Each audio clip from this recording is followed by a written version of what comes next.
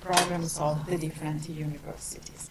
Well, so Une Europe Alliance was the opportunity for me to meet Josephine, and then we developed also a project on virtual museums, or to say better, a project on virtual collection built on the basis of small European museums collections. And so this is a project that is still going on, and we really hope to have the opportunity to show you this exhibition soon in the platform we are building.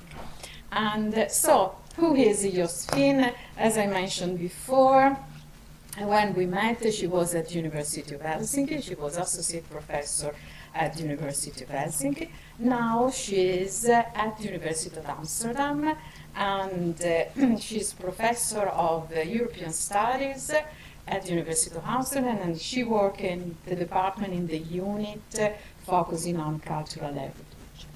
And within this university, she teaches subjects connected with the issue of diversity and disability, things like that. Yeah. Yeah, and in addition to that, I can say that Josephine Herbert has been the winner of an ERC project, and the name is very important, Calliope. Mm-hmm.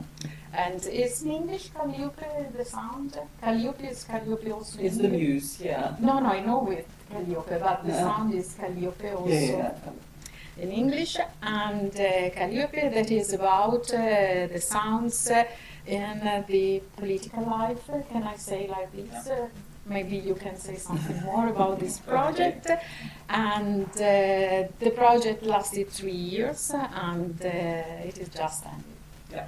And so you can see, if you enter the web page, the Josephine Hogarth web page, you can see that she has already done many publications on this, on the basis of this research, and we are looking forward for a new book and on the matter. And so this is just to introduce you as a colleague that I really appreciate in every situation in which I had the opportunity to collaborate with.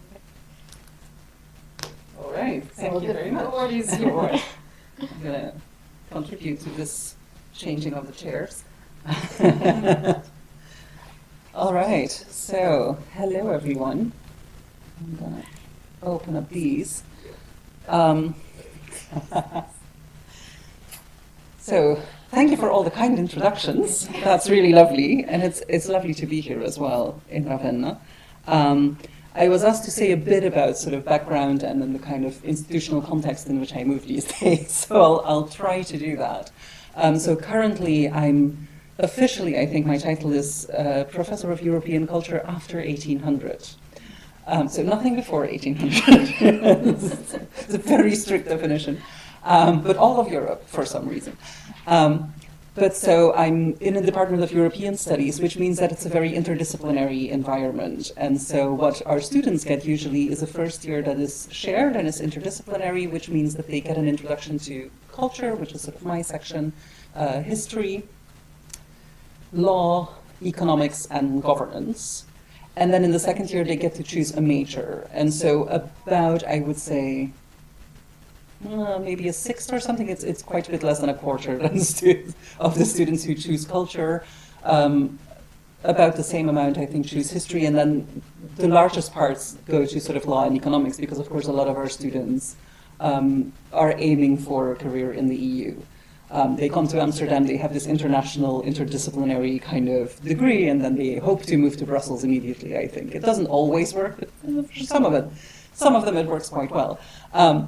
But so the nice thing about this is that it's this extremely interdisciplinary environment also for us colleagues. So it's a fairly big department by now. I think there's about 45 of us in teaching roles who are all in European studies. About 3/4, I would say, are mostly focused on Western Europe, but we have a sizable section Eastern Europeanists who are now, of course, very busy explaining what's happening in Ukraine. But quite a lot of them have their very specific focus on Poland or Romania, or, it's a classic sort of area studies department that is now becoming this European studies kind of place. Within my section, which is the culture section, there's a sort of interdisciplinary setup as well. So I was trained as a historian, and I mostly do cultural history and cultural heritage, as some of my colleagues do, but then quite a lot of them are literary studies people. There's a film studies person. There's a couple of people in museology. So it's a sort of mixed bag of people who do culture from very different kind of perspectives. And then at the same time, there's now a new section at the University of Amsterdam that is starting to grow, which is really focused on cultural heritage. I think at the moment they only have an MA, but it's sort of, growing out of all proportions at the moment. And that's mostly led by cultural anthropologists. So it's a sort of slightly different take on, our very humanities-based approach to heritage, and then a sort of more social science kind of approach to cultural heritage. So that's sort of, I think, the institutional setup of which I'm part. As Patricia already mentioned, I sort of work on issues that are quite hard to define, I guess, if you want to be more broad about it. So I try to focus on, because I work mostly on the 19th century, the rise of the modern individual, in a sense. And quite a lot of that has to do with notions of propriety, notions of health, very often this idea of sort of, one body, one mind, the individual that can make up its own opinion, that can be democratically active, that kind of the citizen of the 19th century, essentially. And within that, I focus quite a bit on issues of diversity. Disability is a particular focus that I've been working on lately, and sort of notions of inequality within that. So I work on the citizen, and then I go look for everyone who isn't a citizen, essentially, right? And it's like, what about women? What about children? What about people who cannot speak? Those kinds of tensions.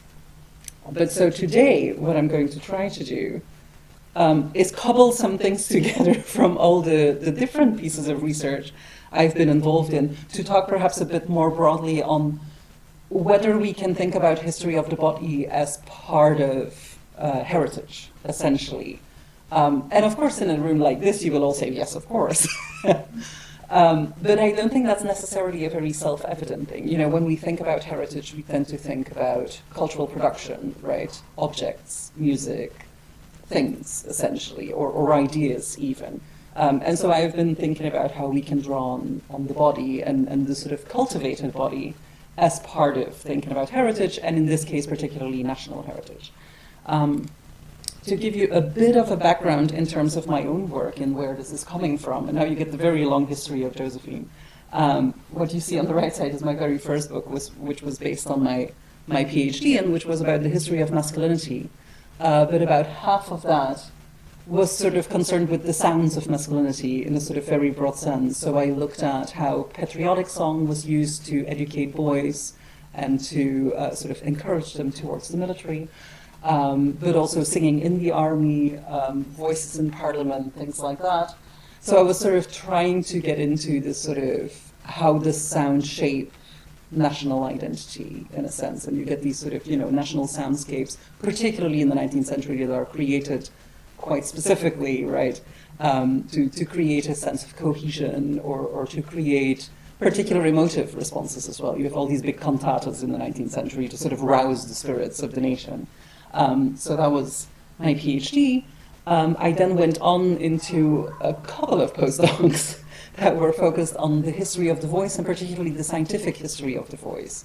So the rise of laryngology, speech therapy, that kind of thing. Acoustics a little bit, and then a lot of sort of, anything that has to do with this part of the body, essentially, right? Everything that happened there in the 19th century.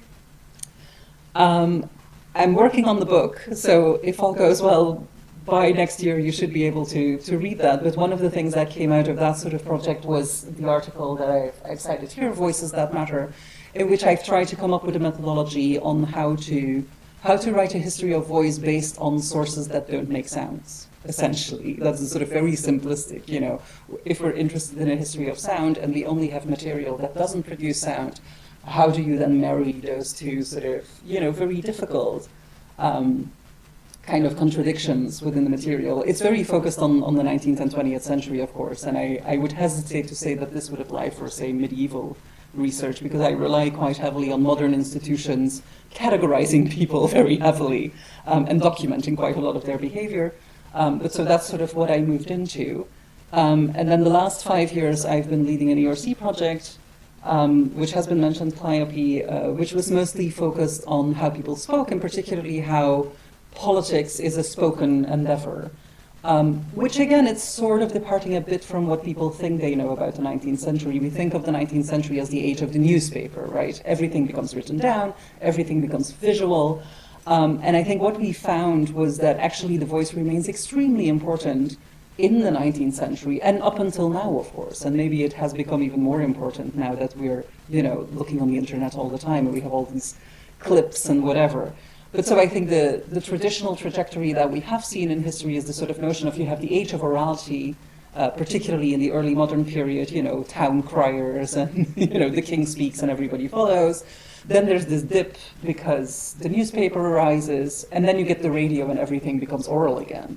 And what we have found is that actually the newspapers didn't suppress vocal importance at all. It amplified it, because the newspapers were constantly reporting on what people said and what they sounded like, and how important it was to be a good speaker, for example. So we've been looking at a lot of examples of either people who do very well as speakers, but then also some who did extremely badly and were very funny.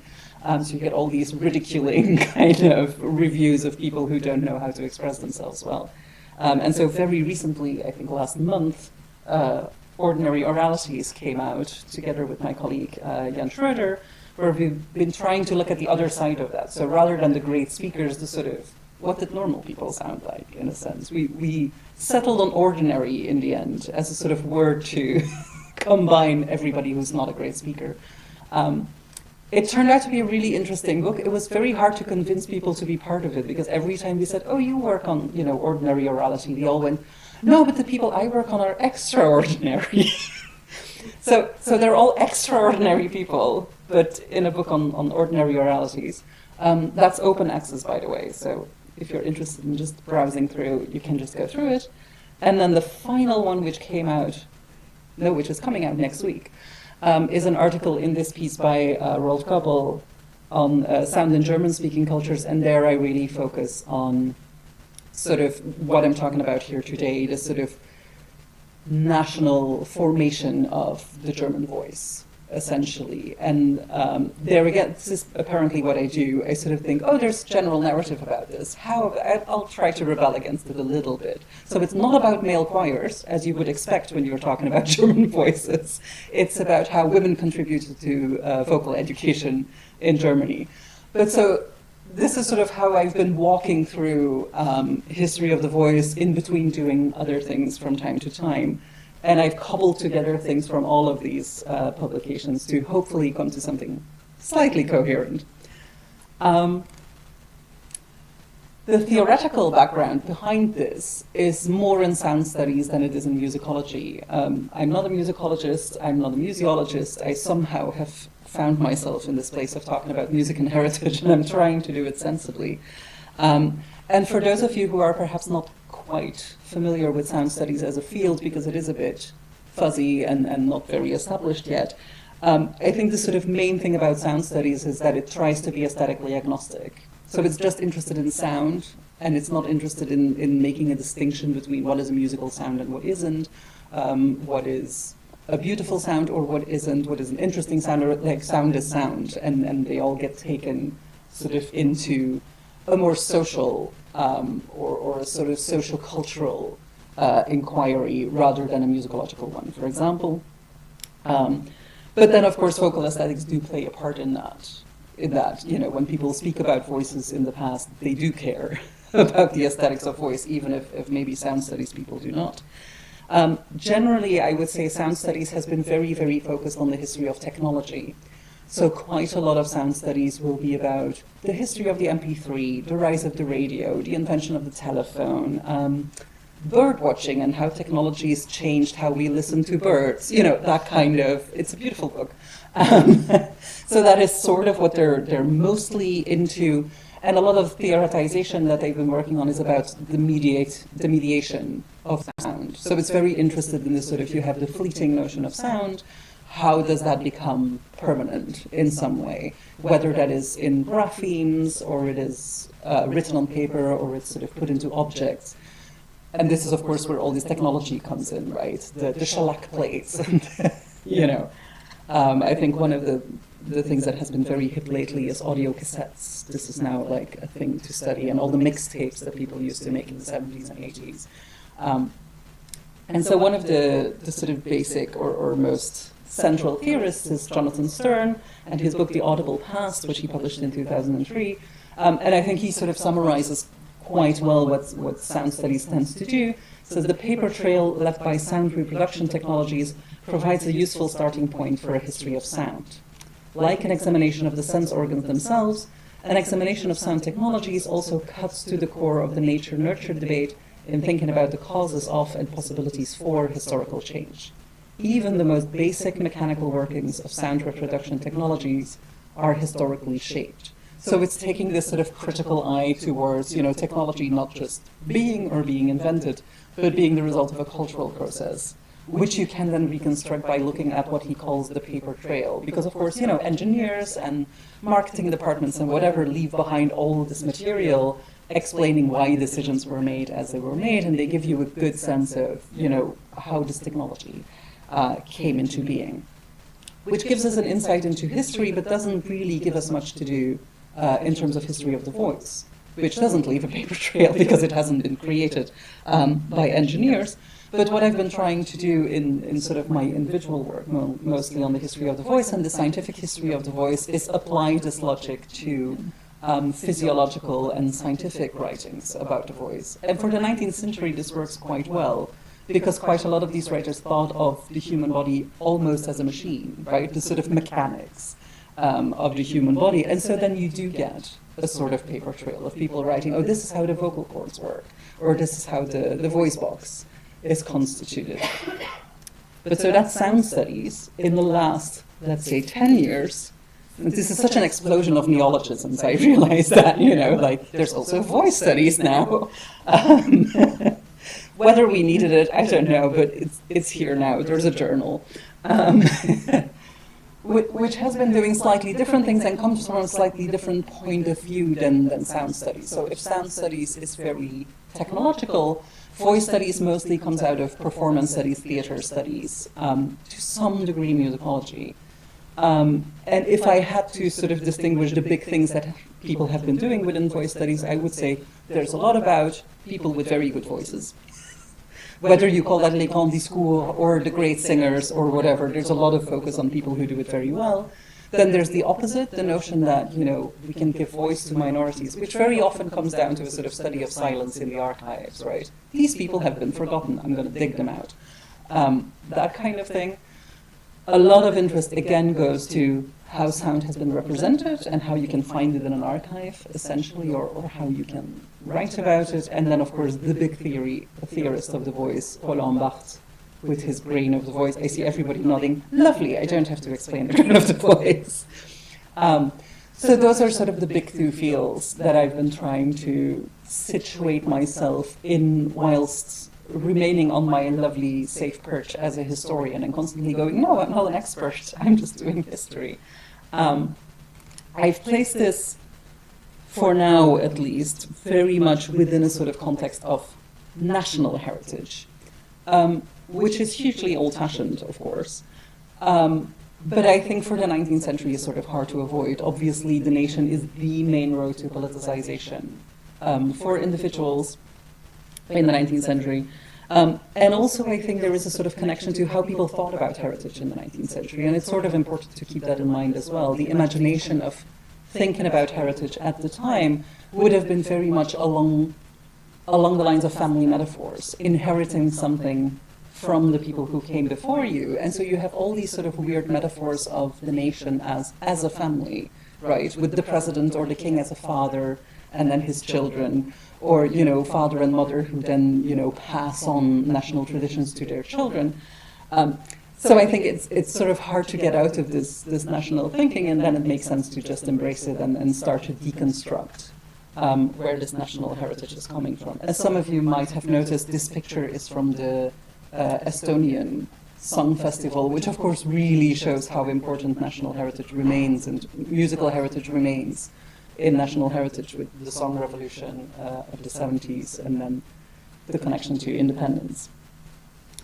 Okay, moving into slightly closer to what I'm doing in my research, I have sort of three big parts. One is, very quickly, because I think most of you will know it, is sort of what exists in terms of historiography of singing. Then a little bit about how singing becomes part of nation building in the 19th century. And then part three on how vocal education particularly, and then the history of the body, sort of helps to construct this practice of singing and how it is part of this national heritage. So, what do we know about 19th century vocality? Annoyingly, not very much. That is to say, whatever we know about 19th century vocality tends to be about singing, and it tends to be about people who sing well, which is somewhat problematic. I won't go through the whole historiography here, but I just want to sort of draw some very broad strokes. I'm sure there are people here who know more about it than I do, but feel free to correct me. I think one of the big strokes is that very often histories of singing become histories of excellence. People that are remembered as part of a singing heritage because they were exceptional, in a sense. There's been lots of histories of individual singers, obviously. The figure of the diva, I think, has been extremely central. That's particularly true for Italian history, I would say. The history of the hero, similarly, and there are lovely histories of the tenor voice, for example, or the soprano voice. Annoyingly, not about altos and basses. This is one of my side projects. One day I want to write like a little history of the forgotten alto. But so we have those. And then most recently, I think there's a lot of sort of histories of excellence that try to take this sort of sideways approach of having underdogs as the central figure of their story. So Naomi Andre's work on black opera, for example, which is fairly recent, where she writes about particularly African-American vocal performance. Kira Thurman is writing about black musicians in Germany from the end of the 19th century onwards, so really going against this grain of the universalist appeal of German music and showing how very particular singers sort of embrace that German sound in a way that is, ethnically very conflictuous.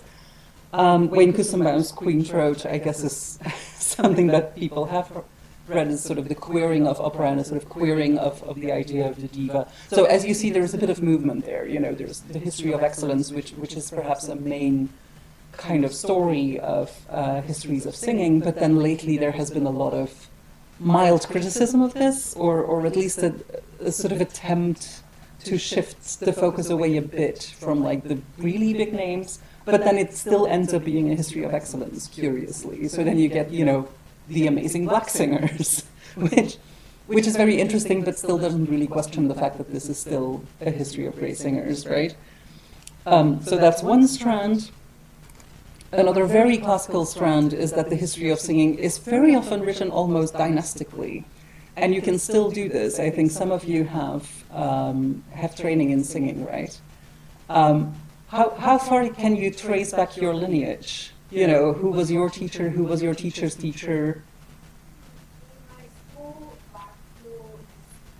There you go. Yes. This is what happens. It's very easy to demonstrate. I think, again, like in Italy, you can often go back even for, there are people who can go, yes, it goes back to Porpora. So there's this very sort of clear there's a grand master somewhere who then teaches someone, who teaches someone, who teaches someone.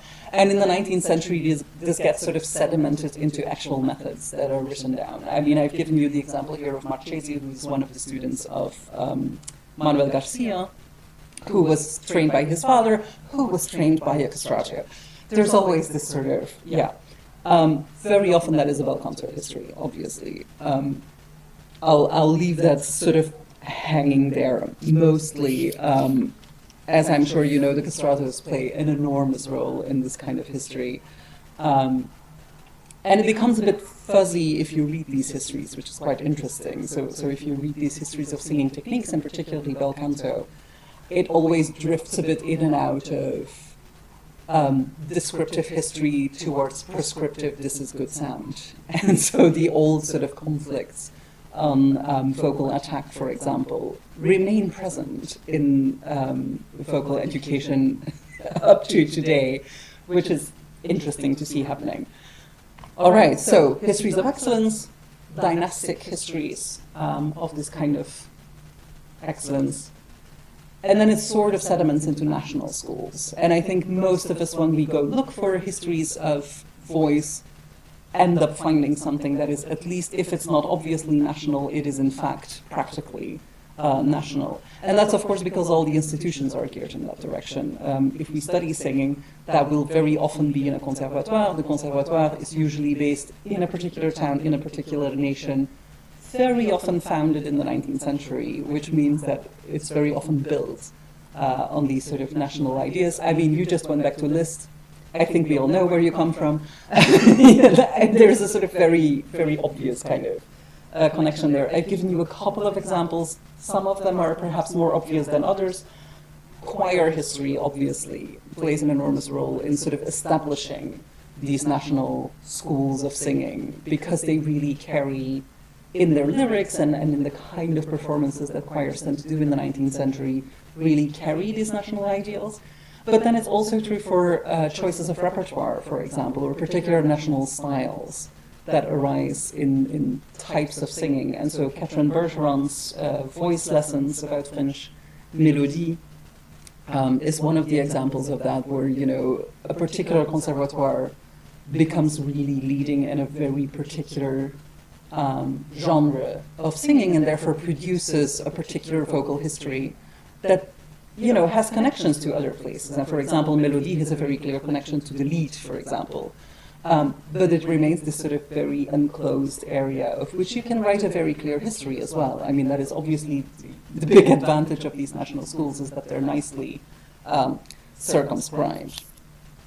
So this is generally, I think, if you start looking for, okay, what does vocal history look like, that is what you find. You find great singers who are usually trained in particular institutions. Those institutions, certainly in the 19th century, are extremely national and get sort of connected to ideologies of the nation as well. So singing is very often used as a vehicle for particular ideologies, and the national one is a very obvious one.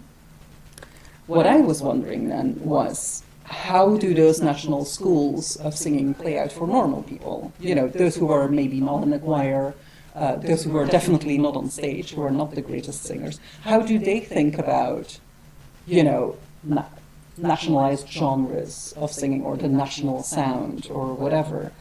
And so I started looking in these more scientific and educational manuals for singing, which are much more widespread. So if you would become a professional singer, obviously you would either go to the conservatoire or you would have a private singing master.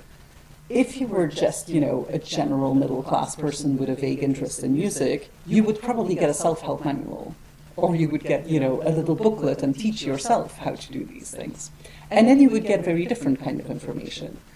But I would say these ideas about particular voices being tied to particular nations were still communicated to people. And I'm going to give you an example that I'm sure you will all recognize immediately, because it's very Italian, I'm told.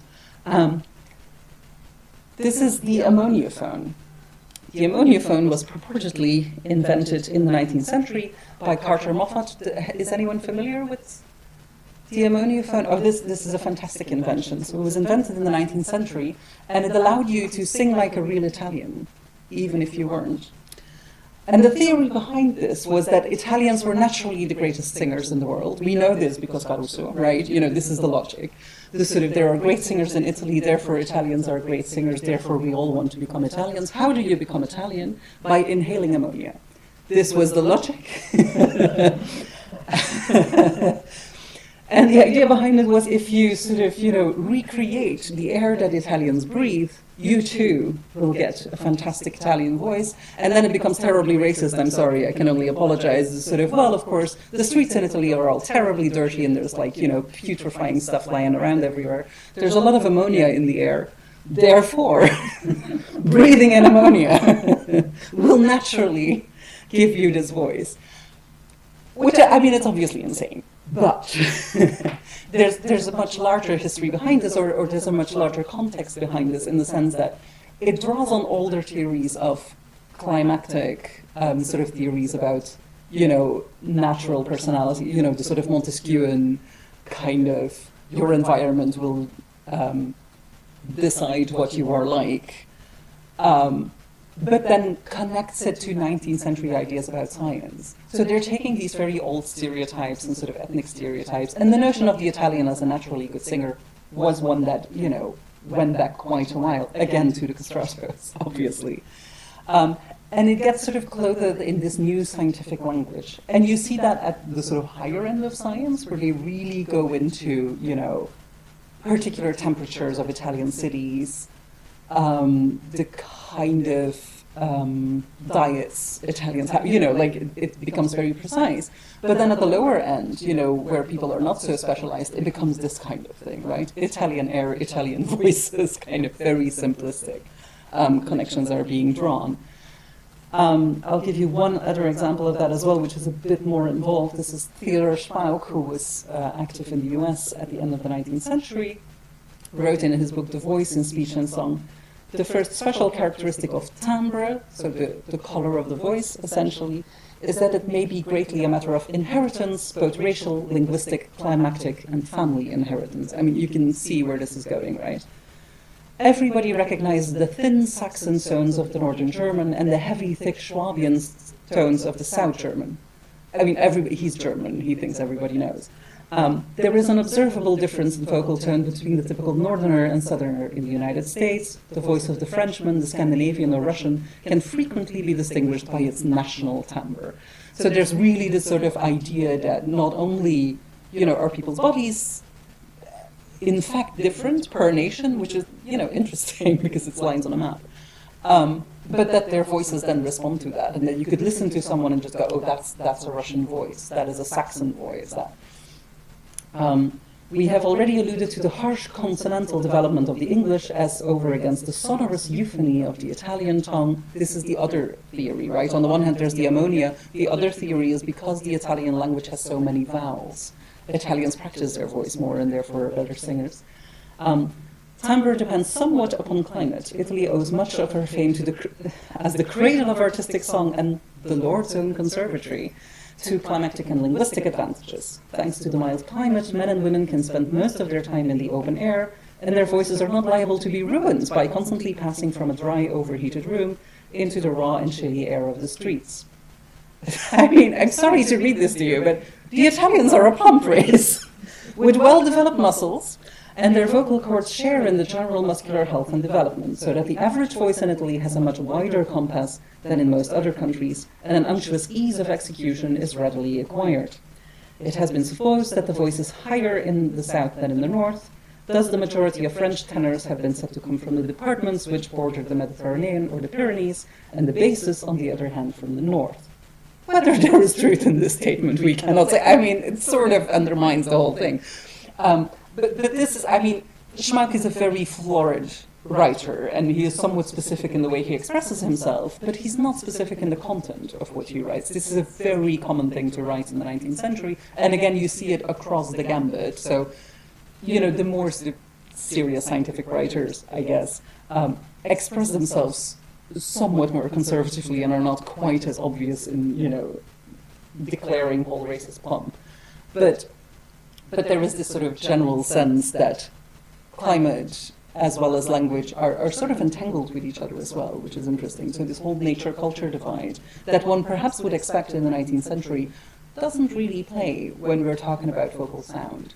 And there's a very strong connection being made between a healthy voice and a beautiful voice being the same thing. And that what is considered beautiful voice in different places is, of course, culturally defined. And that cultural definition is then sort of translated into, oh, there's a physical difference between the nations.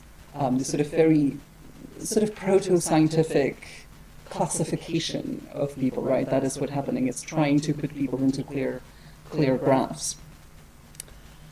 One of the things that then happens throughout this kind of whole process of creating all these classifications, and again, that is somewhat counterintuitive, is that women become really crucial to the creation of these national sounds. It's men usually carrying them out, so they, men in the army who learn how to sing, men on stage who learn how to sing, politicians who have these very particular recognizable voices. But the education of all these voices is very often in the hands of women, and this is becoming recognized from the end of the 18th century onwards, but certainly in the 19th century. So there's this sort of recognition that, voices are not only trained in conservatories, they're not only trained in schools, they have to be trained from very early childhood. And I'm giving you here the example of Nina d'Aubigny, who is a very early figure at the end of the 18th century. And sort of interested me because she's not tied to a particular nation, in a sense. So she was born in Germany, quite close to the Dutch border, but then she's part of an aristocratic family. And of course, she traveled everywhere, which means she was active in France, in Germany, in Holland. She then traveled to India at the beginning of the 19th century and was a governess and a singing teacher there for a while, and then came back. So she wrote about her travels quite a lot. But she also wrote this particular book, which is called Briefe an Nathalie, über den Gesang. And so it's a proto-vocal method, essentially. And it's shaped as a collection of letters to a younger woman. So she writes as this sort of, experienced older woman to a younger woman about how important it is to train children in singing, how they should be trained, and also how important it is that women are trained, but also are the people who do this training. And she takes this sort of very interesting persona in which she really presents herself as an expert and very clearly relates that she knows about vocal science at the time. So she sort of cites a couple of scientists, she cites a number of sort of musical figures and experts on what you could call musicology at the time, and then constantly takes a step back and goes, well, of course, it's all just intuitive, this is just experience, I just know. So she takes this very sort of housewife-like approach, even though she's obviously not a house, she doesn't have children, she's traveling around being a governess. But she sort of clothes it in those terms in order to turn it into this very feminine occupation, in a sense, right? And one of the things that comes out of that, I think, or that maybe drives this importance of women, is that quite a lot of this vocal education is aimed towards children. And this becomes extremely important, particularly in the 19th century, partly because of these scientific notions of the flexibility of the voice in the 19th century, and that this is the time when healthy bodies can still be forged, in a sense, and that this is where you can, make sure that voices aren't ruined or whatever, but also because it is a politicized moment in people's lives. So throughout the 19th century, there's this growing sort of sense that in order to have a healthy nation, what you need are healthy children who will become the citizens of the future. And so it becomes this sort of patriotic endeavor and a patriotic duty to women to train children in all kinds of ways, obviously, but particularly towards good singing and towards good patriotic singing in order to forge what will become the populace, and by the end of the 19th century particularly, what will become people who have a duty to serve their country, but also a right to have a say in their country, right? So you get this sort of pseudo-democratic kind of, we have to prepare particularly all these boys to be ready for a patriotic future. Now, I think overall, this is not a surprising history, right? We know that musical education has been used as a way to drive patriotism, as a way to drive ideology. I would say that usually when you read those kind of histories, they tend to be focused on things like repertoire or genre, right? What were people singing? What kind of music were they singing? What kind of lyrics were being used to drive patriotism? What I think comes out of this kind of material also shows that patriotism also is a physical thing. It's not only about the genre, it's not only about the lyrics, it's also about the actual vocal performance and the kind of vocal style that is being used. What else did I want to say? Yes. And so what happens throughout the 19th century is that those two become even more enmeshed than they already were, I would say. If you think about sort of 17th, 18th century music, quite a lot of the focus is on cultivation. And there's a sort of very artistic approach to voices. In the 19th century, you get this sort of extremely democratic, guided towards patriotism notion of singing. And it also means that the way you think about the bodies that sing is going to change as well. And so what's happening practically is that, on the one hand, in singing manuals, you start to see these kind of things. Scientific sort of visualizations of how the voice works. So this is about the soft palate, but there's also lots of, and you see these sort of, I really love these kind of images where there's a musical note and then this sort of weird, is it a real representation of a throat? Probably just about. This is after the invention of the laryngoscope, so at least they had access to, these visualizations. So you get those, you get scientific imagery in singing manuals, and conversely, you get musical information in scientific manuals. And so here, for example, they have used musical notes to, if anybody feels called upon to sing this out, that would help, I guess. This is a child that's complaining. And everybody can read music here, right?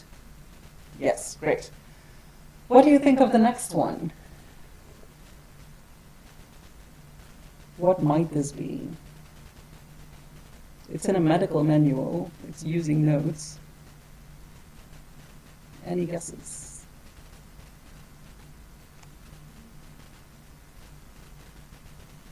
These are cries of pain. And so this was suggested as a way to sort of, diagnose particular types of pain, that one could use the particular, shrieks, again, particularly of women, to diagnose what particularly is ailing them. So the first one, I think, was just a sort of stubbing your toe kind of thing. This is the application of fire. So if you ever have an octave leap, that's... Any guesses as to what number 5 is? Knowing that these are cries of pain? Childbirth, yeah. Again, it is a theory, because this was, as I'm sure you can all imagine, written by a man. But so you get these two movements coming in at the same time. So on the one hand, there's a scientification of singing methods, and figures like, for example, Manuel Garcia, who really becomes a bridging figure between the musical world and the scientific world, and they sort of exchange information, and also very often use similar methodologies to learn about their craft.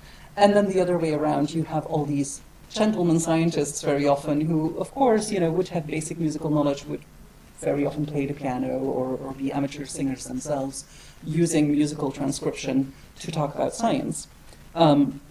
One particular example of that, for example, is Emma Zyer, who's one of the few women who's active in the field, who wrote The Voice in Singing in the early 1870s, and who became really adept at using the laryngoscope. She worked with von Helmholtz, who is a much more famous figure. So she worked in his laboratory, but was also a singing teacher at the same time, and for a while she was a performer as well. So you really get this combination of musical performance and science being part of the same world. And she says, although an exact knowledge of the vocal organ and its various actions must be required of a teacher before the education of a voice can be committed to him, the most natural and the simplest way in singing, as in all things else, is the best. And so again, you get this sort of weird tension between nature and culture. The ideal is the naturally fantastic voice. In order to come to the beautiful natural voice, you have to cultivate it, is the idea, right? So you get this whole 19th century apparatus that creates a system, creates categorizations, ostensibly to create nature, right? The simplest way in singing. Let the teacher sing correctly every tone to his pupil until the latter knows how to imitate it and his ear has learned how to distinguish the different timbres. On this account, the male voice should be trained by men and the female voice by women. So there's this notion not only of a strict distinction between nations, for example, Italians are good singers, the Northerners have harsh tones, but also men and women are completely different singers, have different bodies, And therefore, in order to train them well, and to train them according to this supposedly natural system, women should be training women, men should be training men. So, are there conclusions? Of course there aren't. But I'll try to come to some sort of, overarching idea.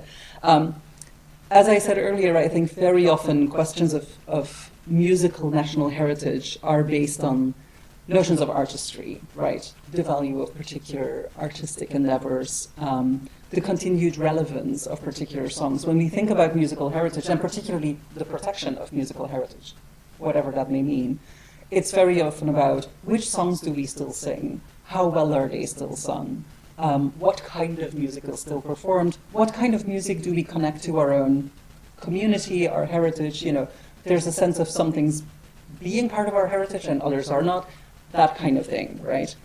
And so what I would like to suggest is that the preservation of musical heritage, or the study of musical heritage, is not only about these notions of repertoire or lyrics or genre or styles of singing,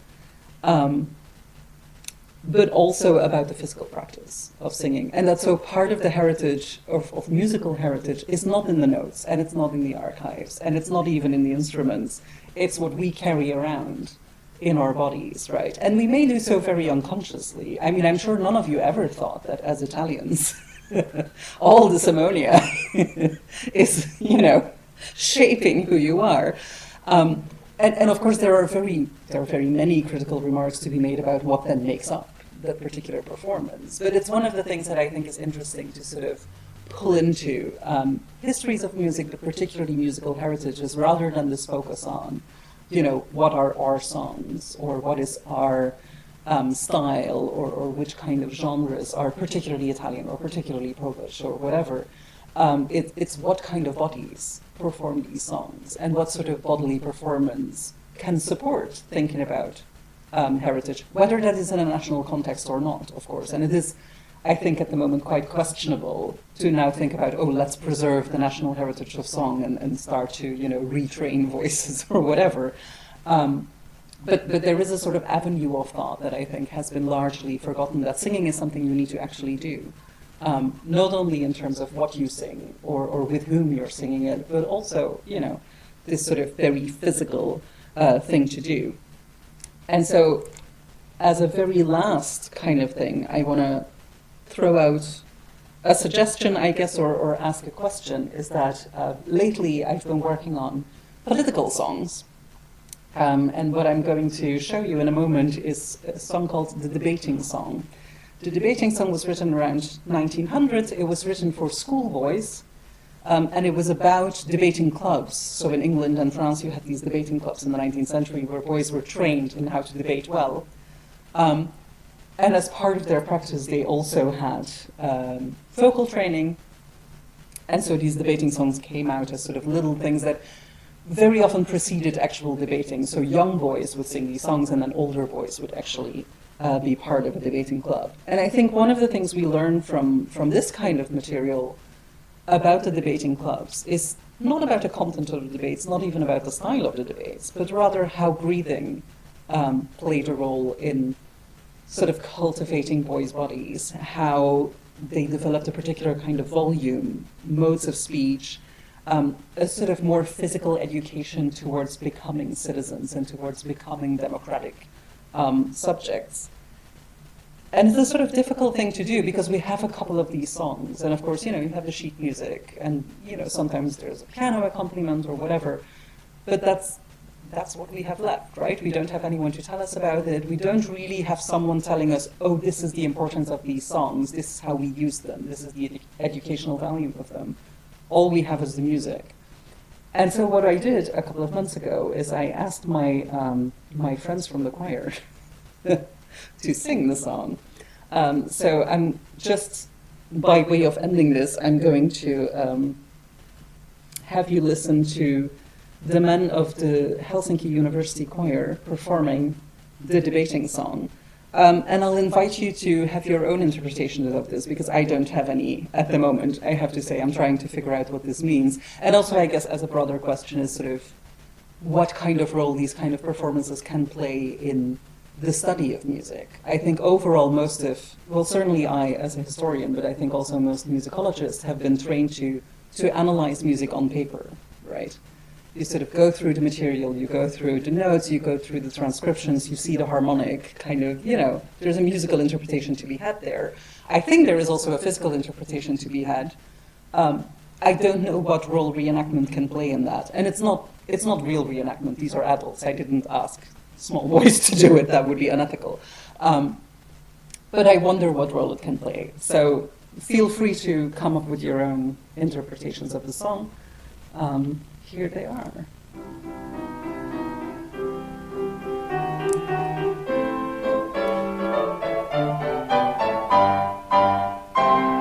I'm sure you'll hear with pleasure to occupy our leisure. We form the big society debating once a week, and every blessed fellow who talk or roll or bellow has joined us and considers it a privilege to speak. A scrupulously fair has been elected chair, and deconstructing partiality will never budge. Before the rowdy border, he cries out, order, order, of parliamentary terms he is an admirable judge. We cheer with a ear, and a ear, our scorn we show with a no, oh, oh. But applause with a ear, with a ear. We've got a fiscal ruler. I mean, there's 4 verses to this. We may not want to listen to they did record all of them.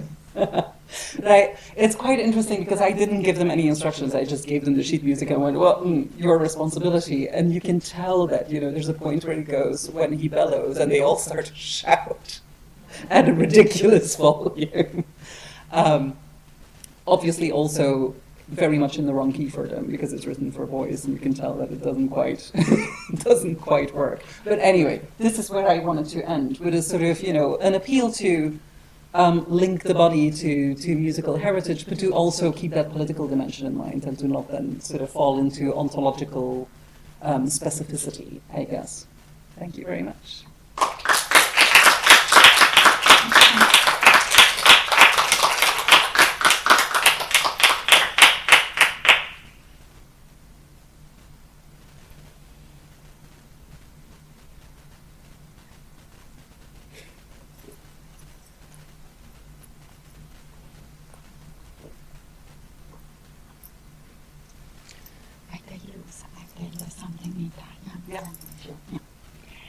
Beh, innanzitutto molte grazie a Joséphine Gertz per questa splendida e inspiring lesson, very inspiring.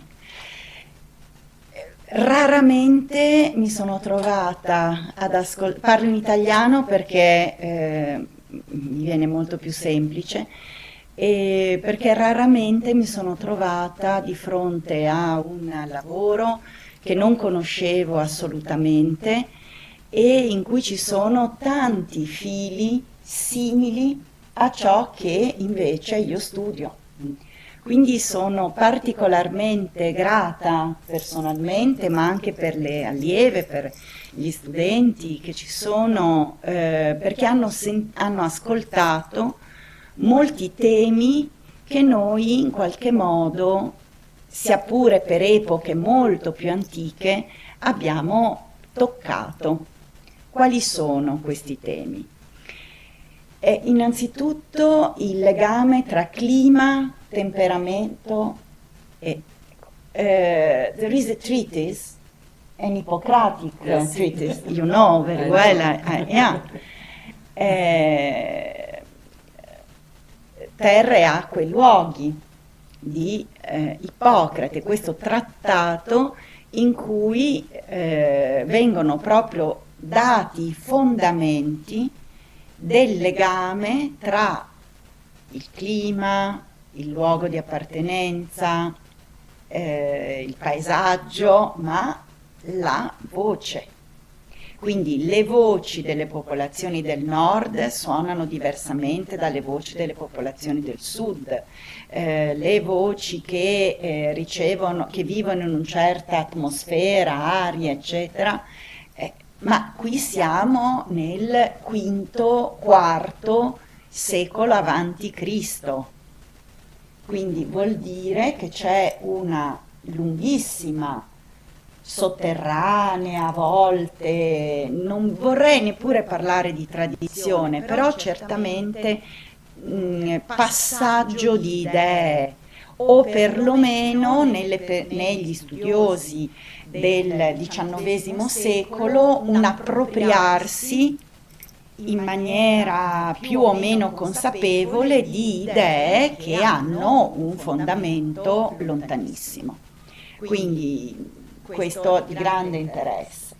Un secondo tema che stiamo toccando a volte anche a lezione è il tema della presenza della musica nelle biblioteche degli scienziati. The presence of music in the libraries of scientists. E questo tema, and this subject, this issue, brings us very, very far away in the past. Obviously to the quadrivium, but okay, this is normal.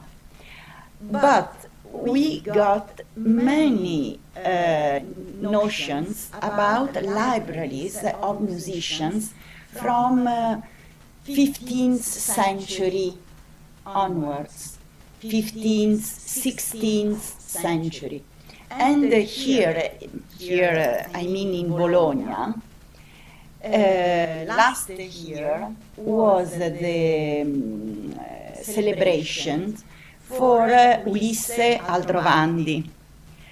And Ulisse Aldrovandi is one of the very, very first scholar about natural science in Italy, and with very scientific methods and so on. And in the libraries of Ulisse Aldrovandi, I found 10, 12 musical treatises of his age. I mean Zarlino, I mean Gaffurio, but I mean also Aristoxenus. So a Greek musical treatise. Why? Why did, yes, he was a book collector, okay, but this kind of subjects, but it's not too much, this is not the only thing. He also wrote in his manuscripts a small treatise, De Musica. And in the musical treatises, he put a lot of glosses, a lot of manuscript lines, signs, and also words to remember this and that. And his interest was in music and medicine, of course. Music and voice, music and climate, music and so on. So there is really a very, very old, long line about this topic. And of course, the last one, then I stop, the body. Of course, you teach us a very, very important issue about the importance of the body and music inside the musical heritage, inside the concept of musical heritage, because musical heritage is not only the material part, of course, but when we also consider the immaterial, not we, but UNESCO always keeps in account only the performers and the performances. but not what all this means, because to give a performance, you obviously passes through your body. And if you don't consider your body, you lose a big part of all this. You lose a big part of what immaterial cultural heritage is. And maybe the body could also help us to cross away the border from material and immaterial, which is a conventional border, which is not really in the actually in the cultural heritage. It's something which we use for administrative UNESCO reasons, but it is not in the through cultural event, because all the things are profoundly connected and joined. So for all these reasons, I thank you so much. Thank you so much, and I really am convinced that your very inspiring issues will be read by me, first of all, in this case, and also from by our students, and I hope so, and I hope also to keep in touch with you, with your profound and huge amount of knowledge, and thank you again. Thank you so much. Thank you. So, any questions? Suggestions, Questions, comments? So, non dovete sentirvi. Ideas for more songs. Because there are some more songs, something about this coda, which was another very big topic, politics, and very, very big topic.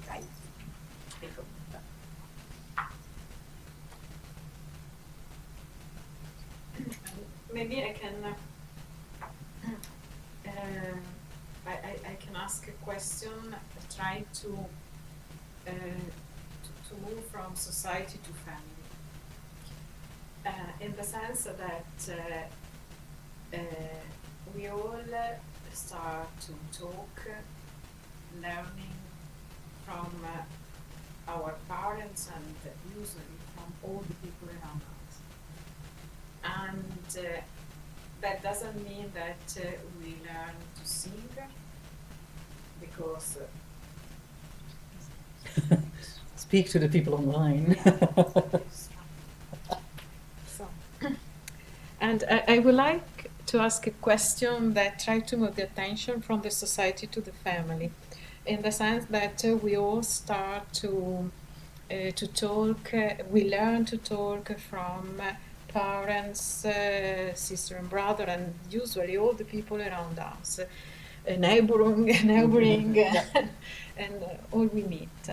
And so what is not clear to me is in this learning what kind of place there is for singing, and how family education and family practices play a role in designing the relationship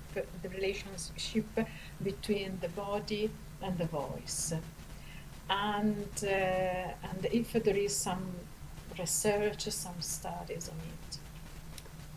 There is a little bit. I mean, obviously, the problem with the history of the family is that it tends to be badly documented. You know, no mother sits down and goes, "Oh, I'll write down exactly which songs I sang with my children today." So that is slightly problematic. But there's a lot of research on lullabies, for example, which very clearly places this sort of early childhood education in the family. I would say also within the 19th century, people place huge importance on the family, again, often in a sort of national context. And so one of the theories that you see is it's the kind of thing that Anne-Marie Thiès has written about in Les Petites Patries, Ils apprenaient la France. So there's this sort of imagination, and you see this if you look at sort of handbooks for geography for children, for example, is that children are encouraged to think about the nation as a bigger family. So there's this idea of concentric circles, and so there's you and your family, then there's you in the village, there's you in the region, and there's you in the nation. And so it's always a sort of magnified picture. And so the metaphor sort of works in both directions, that on the one hand you think about the nation as your big family, but also you then think about your family as a small nation, right? And so quite a lot of emphasis is put on, again, women's roles in that, in sort of teaching their children moral lessons very often through song, but also the practice of singing at the same time, which is then very often connected to health as well, this notion that, you know, they will breathe better, they will grow taller and stronger if they know how to sing well. And one of the places where you notice this, I think, in research is when, in sort of household books or whatever, they talk about nannies and governesses. So a lot of sort of scorn is thrown at these nannies who speak wrongly, because of course very often they're of a lower class than the families they serve. And so Carolyn Steedman, for example, has done some lovely work on the servant class in England, in which on the one hand, there's a lot of anxiety about children learning lower class speech, or they take a lisp from the nanny, or, you know, they have sort of, their singing is too coarse, for example. So that on the one hand, and at the same time, there's lots of instructions on how to teach your children how to speak to the servants, which is also interesting. So there's this sort of awareness of tone of voice that is both class-based, but then also fixed within the family and connected to the nation. And I think part of that is this metaphor sort of going in both directions, in a sense. But it is, I mean, it's sad in a way, because that is probably the place where certainly small children and certainly women do most of their singing, is within a domestic sphere. And we know very little about it. And so one of the examples I had, but I just noticed I didn't bring it with me for the PowerPoint, is Josef Mainzer, who's, well, he was originally German, was a music teacher, but then for his political ideas had to flee to France, and then set himself up as this sort of expert on German singing education in France, trying to sort of, you know, export ideas about German ideas. And he sort of describes this scene in which an old woman is hanging out of her window and she sees a group of school children, young girls, going through the street, and they're singing a song. And she sort of scornfully says, well, why would they have to learn how to sing? They won't need it in their kitchens. And then the reaction of the author is sort of, no, actually, this is how you create a nation. By, from, you know, early girlhood, educating young women to become singing mothers, in a sense, who will then create the boys that will become the politicians. You know, that is the sort of logic that is being applied. So I think the family context is considered very important. It's just that, documentation is really a problem. And I think the only work I really know about sort of domestic singing is either really lullabies, but then again, that's mostly about sort of lyrics and musical character and whatever. It's not about practice. Or again, very prescriptive, and I did quite a bit of that for my PhD. I looked at children's songbooks. But of course, those are the ones from schools, because that's where you have the printed material. And they very often use, so what you still see a little bit in the 19th century is this contrafact, right? So you just have the lyrics and they go, oh, it's to the tune of whatever, and everybody should know what the song is. And in some cases, it sort of has worked in terms of musical heritage. So I think about 30% I could still recognize, because I did it on Belgian songs. And so as someone who was in the society, I could still sing about 30% of them, I think. And then another, let's say 20% maybe, I could figure out with some research that, oh, this is because there's, you know, a couple of songbooks I could refer to, or sheet music, or I could find it back. But then a lot of it, of course, is just lost, because we don't know what it refers to anymore. There is for Dutch speakers, and I don't know whether this is the case here as well, so there has been a project for ages and ages in the Folklore Institute, the Meertens Institute. They have a database called the song database, essentially, the Liederenbank. And there they match the tunes to particular songs. So they have this huge database of printed sheet music from, I think, the 16th century onwards. and they then do this matching. So there's lots of places where you only have the text and it says to the tune of, and then in the database, if you're really lucky, you might find the sheet music. But usually you find lots and lots and lots of songs set to the same tune. So I think, I mean, logically speaking, those are the things people sang at home, right? Things that they were expected to know. And they tend to be a lot older than the 19th century, of course. So there's a lot of sort of 16th, 17th, 18th century music still running around everywhere that we don't necessarily know about. I think one of the ones that you see the most is the Marseillaise. Any sort of socialist song, any socialist family would sing multiple songs to the tune of the Marseillaise, for example. But, yeah.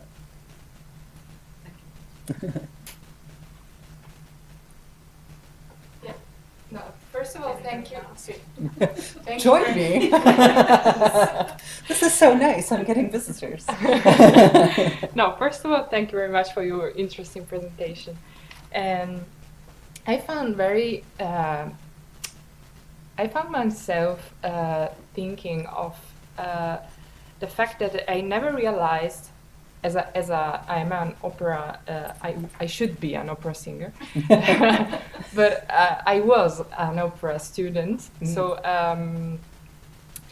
I never realized how much the history of excellence has influenced both the students, the singing students' ambitions and the repertoire, or also the musical education in conservatoires. In fact, I think it could be also important to match, in this sense, let's say a woman, a female teacher and a female student, because on one side, not just for the similar, let's say, voices in a broader sense, but also because maybe a female teacher could have more knowledge about the repertoire. I don't know, these are just thoughts coming out of my mind, but and I think this, because I had a male teacher, and I felt like he was only thinking about divas and sopranos and soprano areas and so on. And when I told him I was a mezzo soprano, I had some problems because he didn't. I felt like he would suggest always the same repertoire, Right. I don't know if I can explain. I mean, this is going to be part of my smaller project on low female voices. Okay. But no, but this is, I mean, it's a very common experience, I think, to begin with, and it's one I had as well. So I took some singing lessons, and I'm a contralto, and for years people would go, no, you're a dramatic soprano. I think, well, it's dramatical, right? Yeah, that's true. This is sort of very odd sense of scaling the heights. I wonder, because I think we're talking about very different ways of thinking about gender difference, I think. So in the 19th century, of course, this notion is very much female and male bodies are intrinsically completely different. There is no way one can speak to the other, which is not what you're referring to, right? It's a very different, this is a very more social, being socialized in a particular gender role will give you a particular image of what a female singer is or what she can be, right? And there's a bit of work there in the 19th century that I haven't really gone into because I tend to go away from this history of excellence and I don't really bother with it. But so one of the things that this reminded me of is Caroline Bruckner, at the sort of beginning of the 19th century in Germany, writes this book where she has a whole categorization of different sort of figures in the world of professional singing. Lots of them are men. So the theater manager, the conductor, the composer, like almost everybody. And the women are, the young ingenue, always a soprano, the theater mother who sort of pushes her daughter onto the stage, and then the competing soprano, those are the sort of, so this is the imagery of women in opera, is that they're all excellent, and then they, like, you know, there's catfights. That's pretty much it. So it's an intriguing thought, and of course repertoire is part of that, but I think quite a lot of it also has to do with the social imagery of what a woman on stage is supposed to exude. And there's a question about whether we interpret roles, you know, in a sort of socially acceptable manner, I guess, as well, right? I mean, part of this also has to do with what does it mean to be a romantic lead as a woman? What kind of persona does that require? What kind of, you know, implied age does that require? That kind of, and so what I have looked a lot at is ideas about matching timbre to role. And Pestalozzi, for example, has quite a number of ideas on what kind of timbre is required for what particular role. And of course, there's all kinds of implications, like the high soprano sounds younger, right? That's the idea to a degree. Or the tenor sounds more virile and the bass sounds more fatherly. Those kinds of implications. And it would be interesting to see whether those shift at all over time. And I genuinely wonder. So Naomi Andrié, who I mentioned about race in opera, she also has written about the second soprano. So you might be interested in, I think it's called, is it called Gender in Opera or Music and Gender? Naomi Andrié, her first book. And I think she describes that shift when the castratos are starting to disappear from stage and are being replaced by tenors, right? So this sort of shift of towards the whole octave of difference between the male and the female voice. Which also has social implications, I would suggest. I genuinely wonder what has happened since, because it feels like very little has. And so our imagination of what a woman's role is in a relationship is quite different from what we see on stage. There's questions there. I mean, I have no answer, but there is a commentary to be. I think it could have also influenced the composers. For instance, mezzos or contraltos are always the bad guys. Witches. So witches is strange. Who die in the first act. So it should be interesting to spread these thoughts. It would be interesting to look at it. It's also one of the because I really have looked particularly for low female voice, because I thought, where are they, right? If you look at sort of singing manuals and whatever, there's very little about how to train a lower female voice already. And so there's a lot of specialized material about, also now, right, scholarship about the tenor and the soprano. There's nothing. There's a little bit about basses, but like altos and mezzos are just absent. And so I know a good friend of mine, Freya Jarman, is currently writing a book on singing high notes. And I've been jokingly saying, I'm going to write the book about singing low notes. But I might at some point. And so one of the very few things I found about the alto voice was a German piece, I don't remember the author now, at the sort of mid-19th century, and it's called The Problem of the Contralto Voice. No, but it's fine, because the problem of the contralto voice apparently is that there's not enough of them. So it's 300 pages of this celebration of the beautiful low female voice, which is not given enough attention. But it's, as far as I'm aware, it hasn't really been studied, apart from Naomi André's book on gender, which I thought was, and maybe Anke Charton, who is writing about gender and voices as well, but she's looking at a slightly earlier period. She's mostly interested in male altos, so that kind of gender bending performance. Thank you very much. All right. Very interesting.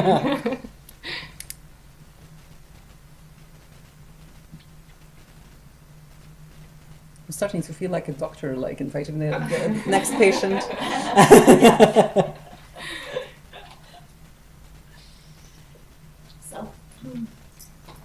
If anybody else have questions,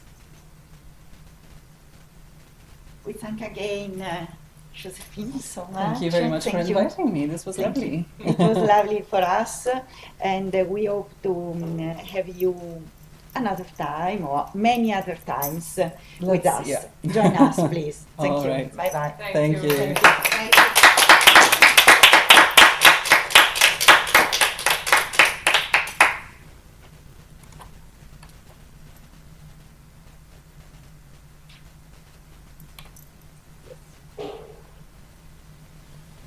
I'll leave it to you to turn it off.